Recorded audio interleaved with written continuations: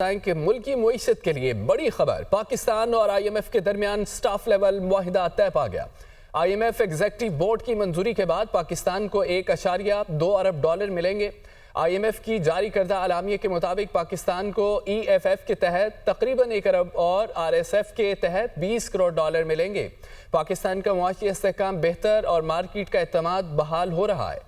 14 سال بعد current account surplus حاصل ہوا، افراط زر قابو میں اور زر مبادلہ کے ذخائر میں اضافہ جاری ہے۔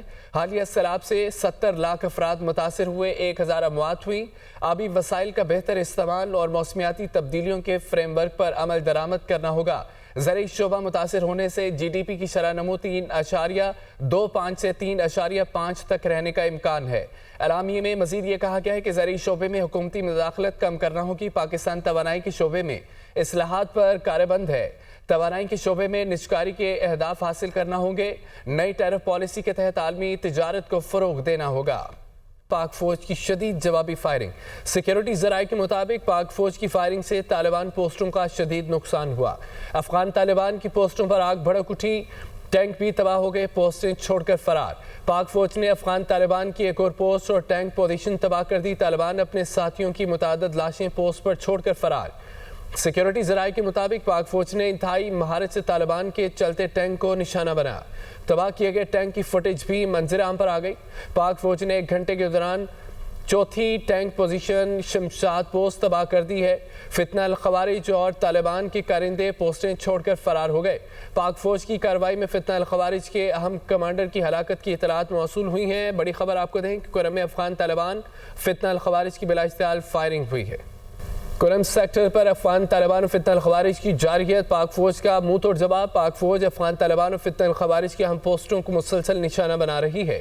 پاک فوج نے پولیسن پوسٹ کے مد مقابل خارجی ملک نعیم ٹریننگ کیمپ کو تباہ کر دیا۔ ترکمان زئی ٹاپ پر پاک فوج نے 6 ٹینک بمہ عملہ تباہ کر دیا۔ ٹینک سے آگ کے شعلے بلند ہوتے دیکھے جا سکتے ہیں۔ طالبان کے کارندے اپنی پوسٹیں چھوڑ کر بھاگ گئے۔ کرم سیکٹر پر افغان طالبان و فتنہ الخوارج کی جاری پاک فوج کا منہ توڑ جواب۔ پاکستان کے اسلام آباد میں موجود سفارتی مشنز کو پاک افغان جنگ پر بریفنگ دی گئی۔ سیکرٹری خارجہ نے غیر ملکی سفیروں کو پاک افغان سرحد پر حالیہ پیش رفت سے آگاہ کیا۔ ترجمان دفتر خارجہ کے مطابق پاکستان کے جائز سیکیورٹی خدشات، علاقائی سالمیت اور قومی سلامتی کے تحفظ کے لیے غیر متزلزل عزم پر زور دیا گیا۔ آپ کو بتائیں پاکستان کی اسلام آباد میں موجود سفارتی مشنز کو پاک افغان جنگ پر بریفنگ دی گئی۔ سیکرٹری خارجہ نے غیر ملکی سفیروں کو پاک افغان سرحد پر حالیہ پیش رفت سے آگاہ کیا۔ ترجمان دفتر خارجہ کے مطابق پاکستان کے جائز سیکیورٹی خدشات، علاقائی سالمیت اور قومی سلامتی کے تحفظ کے لیے غیر متزلزل عزم پر زور دیا گیا۔ ناظرین، چین اور روس کا پاکستان اور افغانستان کے درمیان جھڑپوں پر تشویش کا اظہار، دونوں ممالک کی فریقین سے تحمل کا مظاہرہ کرنے کی اپیل کی گئی۔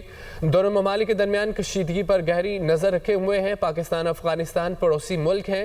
چین کا رد عمل، پاکستان اور افغانستان بات چیت کے ذریعے خدشات کو دور کریں، کشیدگی سے گریز کریں، مسائل پرامن طریقے سے حل کیے جائیں۔ روس کا رد عمل، آپ کو بتائیں کہ چین اور روس کا پاکستان اور افغانستان کے درمیان جھڑپوں پر تشویش کا اظہار کیا گیا۔ دونوں ممالک کی فریقین سے تحمل کا مظاہرہ کرنے کی اپیل کی گئی ہے اور دونوں ممالک کے درمیان کشیدگی پر گہری نظر رکھے ہوئے ہیں۔ پاکستان افغانستان پڑوسی ممالک ہے۔ چین کا رد عمل، دوجانب ایوان صدر میں پیپلز پارٹی کا اہم طویل مشاورتی اجلاس، پیپلز پارٹی کا عوامی مفاد میں آزاد کشمیر حکومت کے ساتھ تعاون جاری رکھنے کا فیصلہ۔ اجلاس 3 گھنٹے تک جاری رہا۔ اجلاس میں پارٹی حکمت عملی، تنظیمی امور اور سیاسی فیصلوں پر غور کیا گیا۔ صدر آصف علی زرداری کو عوامی ایکشن کمیٹی کے احتجاج معاہدے کے حوالے سے بھی بریفنگ دی گئی۔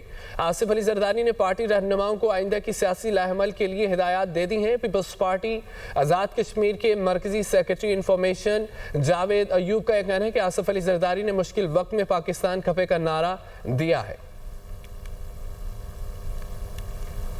گورنر خیبر پختونخوا منتخب وزیر اعلیٰ سے آج شام 4 بجے حلف لیں۔ Chief justice Peshawar high court نے محفوظ فیصلہ سنا دیا۔ گورنر حلف نہیں لیتے تو اسپیکر نو منتخب وزیر اعلیٰ سے حلف لیں۔ علی امین گنڈا پور نے استعفیٰ دے دیا تھا۔ قانون کے مطابق نئے وزیر اعلیٰ کا انتخاب کیا جانا ہے۔ پشاور ہائی کورٹ نے نامزد وزیر اعلیٰ سہیل افریدی کے حلف برداری کیس میں محفوظ فیصلہ سنا دیا۔ پشاور ہائی کورٹ نے گورنر خیبر پختونخوا کو شام 4 بجے تک نو منتخب وزیر اعلیٰ سے حلف لینے کا حکم دے دیا۔ عدالت نے قرار دیا کہ اگر گورنر نے حلف نہیں لیا تو پھر اسپیکر کو ہدایت ہے کہ وہ حلف لے۔ Chief justice Peshawar high court نے خیبر پختونخوا کے نو منتخب وزیر اعلیٰ سہیل افریدی سے حلف لینے کے لیے دائر درخواست پر سماعت کی۔ اس دوران عدالت نے متعدد بار گورنر خیبر پختونخوا کے موقف پر استفسار کیا۔ سماعت کے آغاز پر چیف جسٹس نے اٹارنی جنرل سے استفسار کیا کہ بتائیں گورنر نے اس حوالے سے کیا کہا، جس پر اٹارنی جنرل نے بتایا کہ گورنر خیبر پختونخوا سرکاری دورے پر کراچی میں ہیں۔ کیس کی سماعت کے دوران چیف جسٹس نے ریمارکس دیے کہ وزیر اعلیٰ کے استعفیٰ دینے سے ہی استعفیٰ منظور ہو جاتا ہے، چاہے گورنر منظور کریں یا نہ کریں۔ پی ٹی آئی کے وکیل سلمان اکرم راجہ نے عدالت میں موقف اختیار کیا کہ علی امین گنڈا پور نے استعفیٰ دے دیا اور نئے وزیر اعلیٰ کو ووٹ بھی دیا۔ گورنر تاخیری حربے استعمال کر رہے ہیں اور امکان ہے کہ وہ کوئی نیا راستہ اختیار کر کے معاملہ مؤخر کریں۔ عدالت نے گورنر کو 4 بجے حلف اٹھانے کا حکم دے دیا۔ رہنما پی ٹی آئی جنید اکبر کا کہنا ہے کہ آج شام 4 بجے تک گورنر نے حلف نہ لیا تو اسپیکر حلف لیں گے۔ پشاور ہائی کورٹ نے آئین کے مطابق ہمارا جمہوری حق ہمیں دیا، ہم نے سیاسی، آئینی اور قانونی جنگ بھی لڑی ہے۔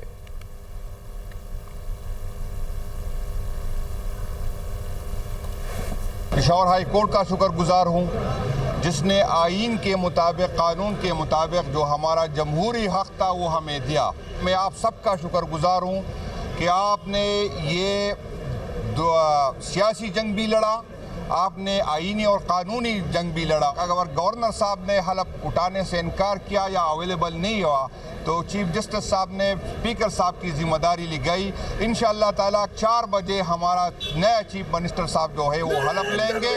ہم جس کے ساتھ ملے سب پازیٹیو ہوتے اور ہم آج بھی ان سے یہ درخواست کرتے ہیں کہ کسی کا علاقار نہ بنے۔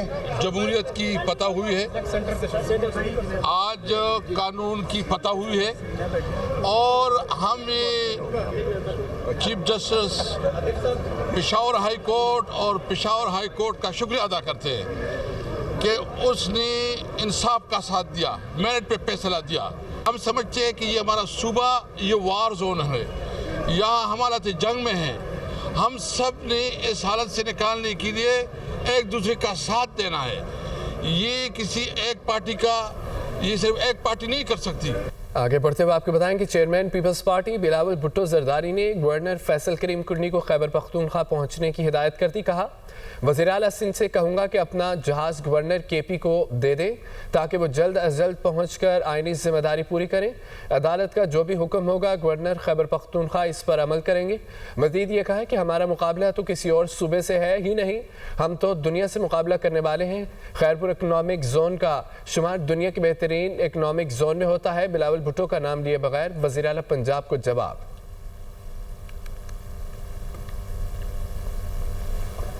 گورنر صاحب،